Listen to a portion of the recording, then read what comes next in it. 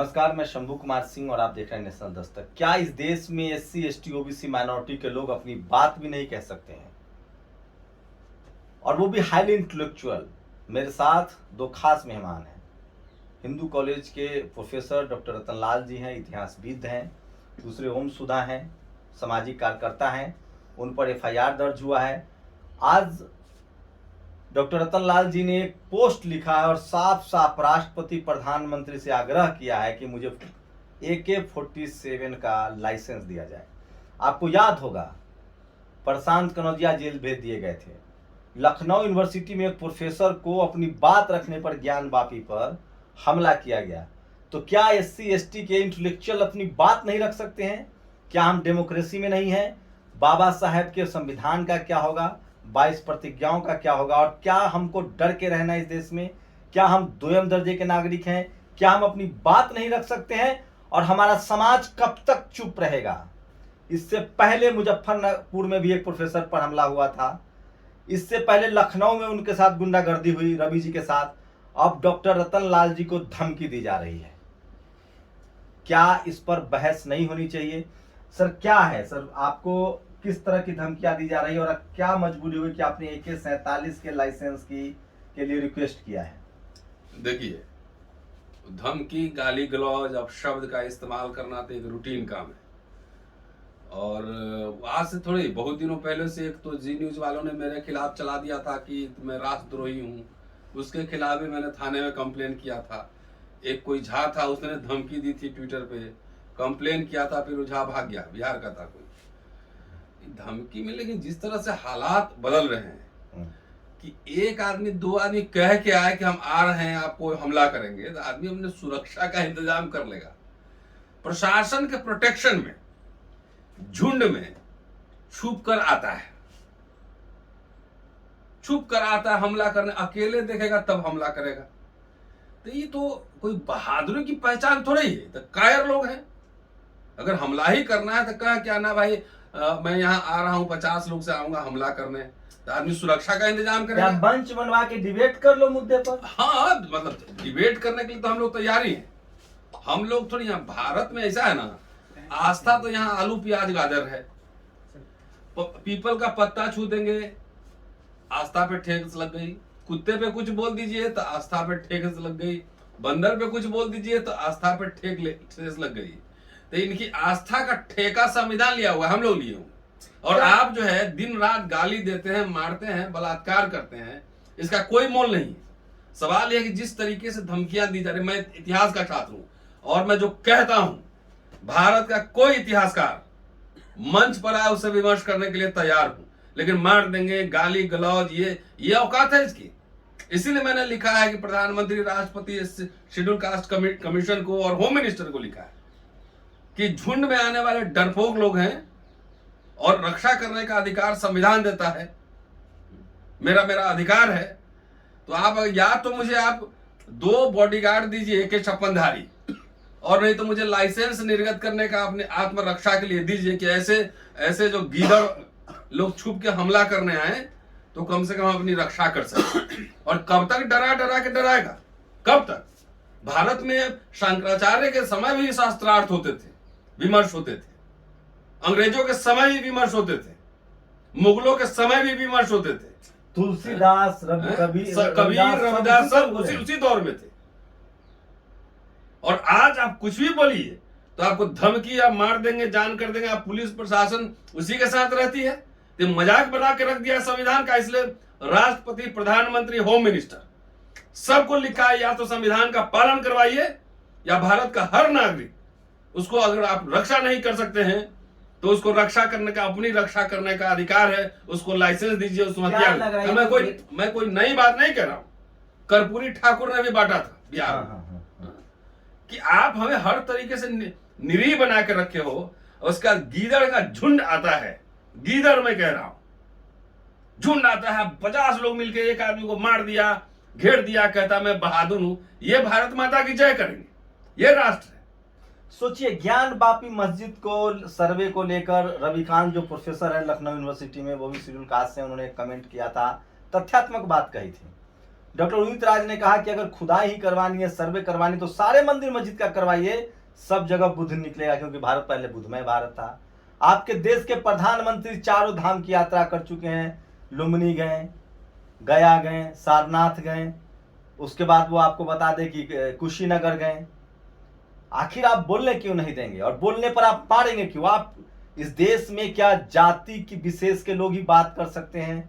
वही doctor, engineer, professor, intellectual बन सकते हैं, वही डिस्कोर्स शुरू कर सकते हैं। सोचिए, जब हमारे पास टीवी अखबार में जब जगह नहीं मिली, बाबा साहब ने अखबार खोला था मुकनायक। अब जब सोशल मीडिया आया है तो रतनलाल, प्रोफेसर रतनलाल जैसे, रविकांत जी जैसे लोग लिखते हैं, बोलते हैं, धमकियां दी जा रही है। क्या लग रहा है ये लोग इस निंदा कानून जैसा कोई कानून चाहते हैं? अफगानिस्तान, पाकिस्तान बना देंगे इस देश को?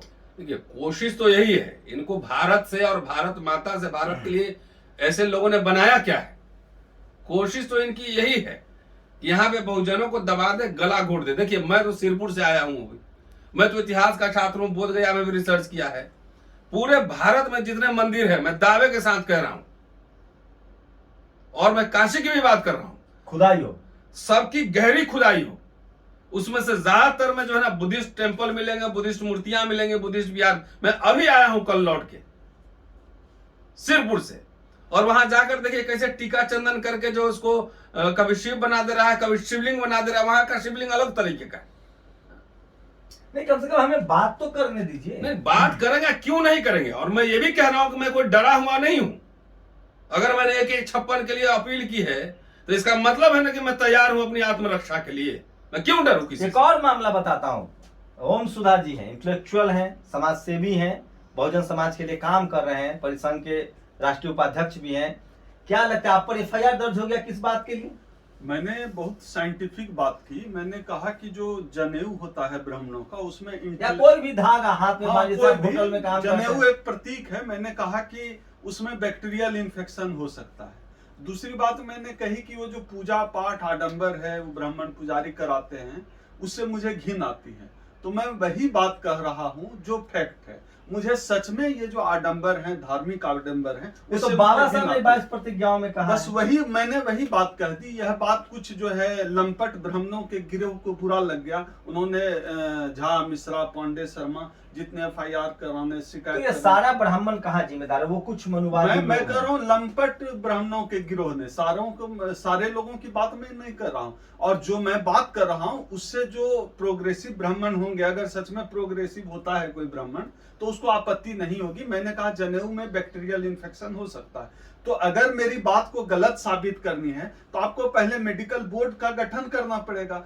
डॉक्टरों की एक टीम आएगी, साइंटिस्ट होंगे जो कहेंगे कि मैं जो कह रहा हूं कि बैक्टीरिया या आप जैसा इसमें ऐड कर रहे हैं कि कोई धागा हो, इवन अंगूठी तक, इसमें जो है बैक्टीरियल इन्फेक्शन हो सकता है या नहीं। मैंने इतनी सी बात कही तो एफआईआर कर रहे हैं। तो आप तो जानते हैं शंभू जी पहले से मेरे ऊपर 22-23 मुकदमे थे। 23 मुकदमा था, 24वां हो गया, 2 दर्जन पूरा हो गया। उनको मैं बधाई और धन्यवाद देना चाहता हूं, क्योंकि हम लोगों को कोई असर नहीं पड़ना है। हमारी जो राष्ट्रमाता सावित्रीबाई फुले थी, उन पर तो गोबर फेंक देते थे। क्या जुडिशियल सिस्टम भी लग रहा है कोलैप्स हो रहा है? लोगों को अगर आपको आपत्ति है तो आप पुलिस थाने जाइए, केस दर्ज कराइए, मार देंगे, देख लेंगे, ये हो रहा है। अरे इससे डरने की जरूरत नहीं है। ओम सुधा ने थोड़ा सा बैकफुट पे रह के बात कही है। आखिर जनेऊ किस चीज का प्रतीक है, पहले ये मुझे बताएं। समानता का प्रतीक है कि असमानता का प्रतीक है? अगर समानता का प्रतीक है तो एक ही तरह का जनेऊ सारे हिंदू पहने ना, क्या दिक्कत है उसमें? जनेऊ में और संविधान में बात करनी होगी तो किसकी बात हम करेंगे? जनेऊ असमानता का प्रतीक है, और ये मैं नहीं कह, धर्मशास्त्र कह रहा है, इनका वेद पुराण सब कह रहा है। तो आज आप जी रहे हैं, वेद पुराण माथा में लेके जी रहे हैं, मनुस्मृति लेके जी रहे हैं। हम संविधान न माने। हम संविधान की बात कर रहे हैं तो पेट में मरोड़ हो रहा है, माथे में मरोड़ हो रहा है। मैं आपके माध्यम से सारे बहुजन जमात, बहुत हो गया, बहुत डरा लिए। जिसको मन है जाके घेर के 50 आदमी एक आदमी को मार रहे हो हैं? हम लोग डरपोक हैं, नपुंसक हो गए हैं समाज के तौर पे। बाबा साहब के विचारों को भूल गए हैं सब अपने हितों के लिए। नहीं, संविधानवादी है लेकिन संविधान की एक अनुच्छेद को नहीं पढ़ते हैं ना। बाबा साहब बहुत अग्रेसिव आदमी थे, बहुत गुस्सैल आदमी थे। मैं तो अंबेडकर साहब पे, अंबेडकर नामा पे बोल ही रहा हूं। संविधान में आत्मरक्षा का अधिकार है कि नहीं? स्वरक्षा स्वाभिमान का अधिकार है कि नहीं? यदि है तो उसके लिए अगर कोई कीमत चुकानी पड़ेगी तो चुकाएंगे। ये खाली दाल रोटी का प्रश्न नहीं है। अगर मैं जो कह रहा हूं किसी भी इंटेलेक्चुअल को बैठा ले, ये पता उसमें विमर्श करा ले, क्या भारत हिंदू धर्म एक ही तरह का धर्म है? यहां कुत्ता भी, यहां देवता का सवारी है, उल्लू भी है, रावण भी पूजे जा रहे हैं, लिंग की पूजा हो रही है, लिंग योनि की पूजा हो रही है। खजुराहो का टेम्पल जाके देख लीजिए, कोणार्क चले जाइए, शिव जी का लिंग है तो पहाड़ में बर्फ का लिंग है, कहीं गोल कटोरी है, कहीं योनि बना हुआ है, गोबर गणेश है। ये इस देश में लेकिन सब अभी की जो इतिहासकार बात करेगा कि नहीं? कोई भी आर्कियोलॉजिस्ट बात करेगा कि नहीं बात करेगा कि भाई अगर आप कह रहे हैं कि ये है तो क्या एक ही प्रकार है भारत में? शिवलिंग के कितने प्रकार हैं? शिवलिंग के प्रवक्ताओं को बताना चाहिए कि 10 प्रकार के शिवलिंग हैं, 20 प्रकार के शिवलिंग। अब मान लिया फ्रिज में आप बोतल में पानी रख देते हैं, थोड़ा सा ऊपर से खाली हो जाता तो वो भी शिवलिंग जैसा दिखना लगता है। लोग लिच्ची काट के उसके बीज को कह रहे हैं कि शिवलिंग तो है। ये मजाक बना रहे, हर चीज से आस्था लग जा रहा है। क्या लगता है हम कर्मकांड की तरफ बढ़े? जो संविधान में जो वैज्ञानिक rule of law must prevail and Supreme Court must take necessary steps. Supreme Court को आवश्यक कार्रवाई इस पर करना चाहिए इस तरह की प्रवृत्तियों पे। अगर इससे किसी को ठेस पहुंच रही है तो मैं ठेस ही पहुंचाने के लिए कह रहा हूं। कोर्ट जाए, अदालत जाए। पेरियार साहब ने केस, पेरियार साहब को पढ़ा जाएगा कि नहीं पढ़ा जाएगा? हाँ। अम्बेडकर साहब को पढ़ा जाएगा कि नहीं पढ़ा जाएगा? कबीर फुले पढ़ा जाएगा कि नहीं? क्या जाति खत्म हो गई? जिस बुद्ध ने कहा कि कोई भगवान नहीं धरती पर, आपके प्रधानमंत्री वहां जाके माथा टेकते हैं। हाँ, अब बाहर जाते हैं कहते हैं बुद्ध की धरती से आया हूं, और यहाँ दिख नहीं रहा है क्या? पूरे भारत के जितने मंदिर है सबका खुदाई डीप होना चाहिए। अब पता लगाना चाहिए। मैं तो बुद्धिस्ट मॉन्क को कह रहा हूँ, बुद्धिस्टों को, मस्जिदों की भी खुदाई, एकदम सबकी खुदाई। नीचे देखो बौद्ध विहार है कि नहीं? क्यों नहीं होनी चाहिए? बौद्धों को, आदिवासियों को अपने देवी देवताओं की घर वापसी होनी चाहिए कि नहीं होनी चाहिए? घर वापसी कराओ। सारे जितने ट्राइब्स हैं उनके देवी देवता घर वापस कराओ। जितने बुद्धिस्ट टेम्पल पर कब्जा किया हुआ है, चाहे बोध गया हो, चाहे कुर्कियार हो, चाहे सिरपुर हो, चाहे रामेश्वरम धाम हो, मैं थोड़ी कर रहा हूं। राष्ट्रवादी इतिहासकार काशी प्रसाद जायसवाल ने 1910 में लिखा रामेश्वरम धाम। वो गए थे घूमने। अब बोले कि वहां जो शैतान को जो चप्पल लगवाया जाता है वो तो गौतम बुद्ध की मूर्ति है। ये हाल है। ये तो बुद्धिस्ट मॉन्क और बुद्धिस्टों को राष्ट्रव्यापी आंदोलन करना चाहिए कि हमारी जितने विरासत है कब्जा छोड़ो। क्या गलती है इसमें? कौन गैर संवैधानिक हमने बात कर दी? शिवलिंग की जो है, अगर शिवलिंग की बात है तो व्याख्या तरह तरह से होगी ना। स्थापत्य नहीं, मस्जिद बहुत कुछ मिलेगा। वो है भी कि नहीं है, वो तो एक्सपर्ट जो आर्ट आर्किटेक्चर के जो हिस्टोरियन होंगे, ये मन में आ गया कि शिवलिंग है, उंगली दिखा दी शिवलिंग है।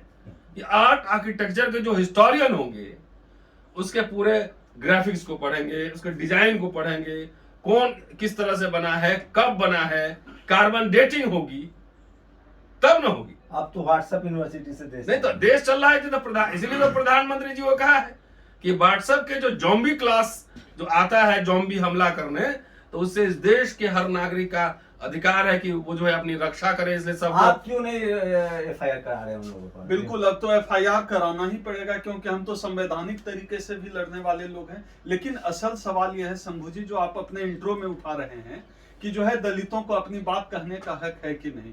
आप सोच कर देखिए कि हमारे रतनलाल जी जैसे विद्वान लोग जो हमारे समाज का गौरव हैं, वो जब लिखते हैं तो पूरी दुनिया पढ़ती है, वो जब बोलते हैं तो पूरी दुनिया सुनती है, समाज को राह दिखाते हैं।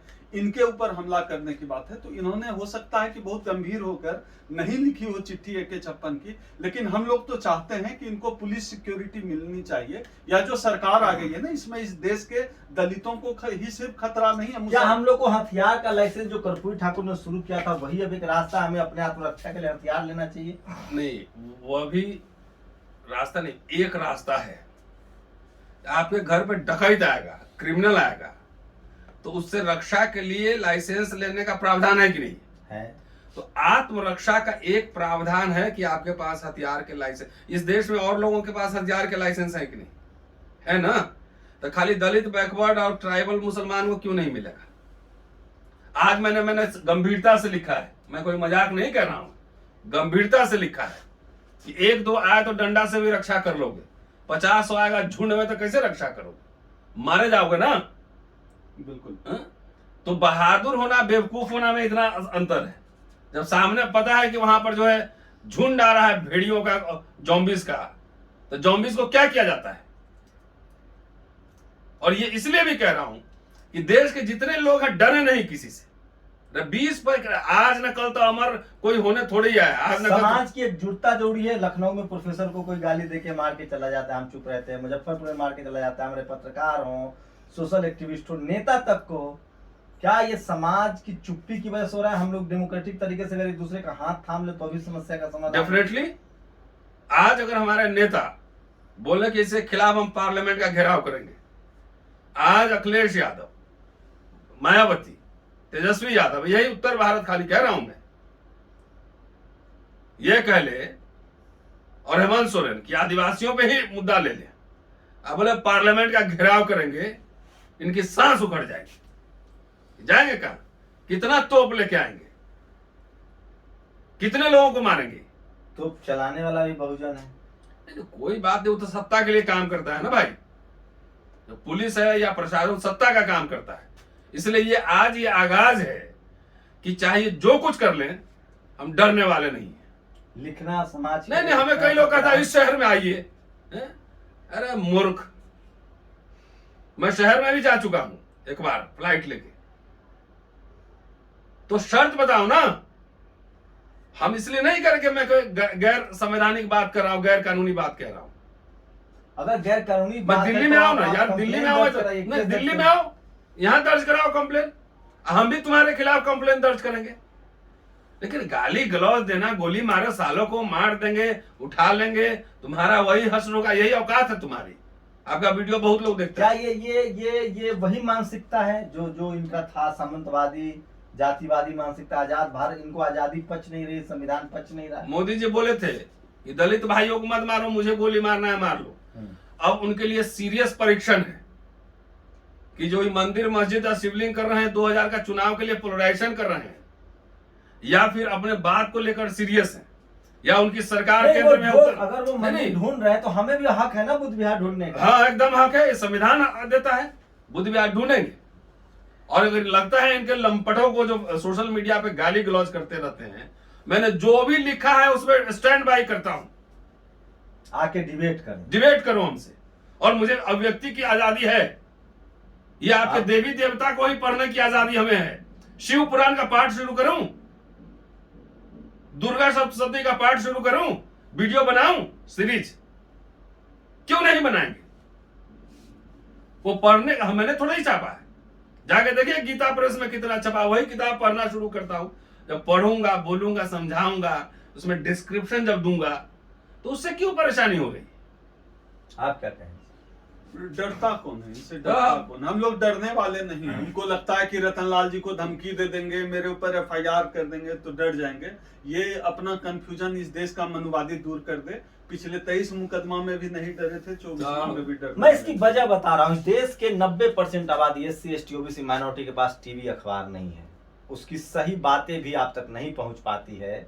हम लोग सोशल मीडिया के हिसाब, और जिनके हाथ में टीवी और अखबार है, वो सोचिए एक पत्थर को भी शिवलिंग कह के पूरे देश में, पूरी दुनिया में बवाल खड़ा कर देते हैं।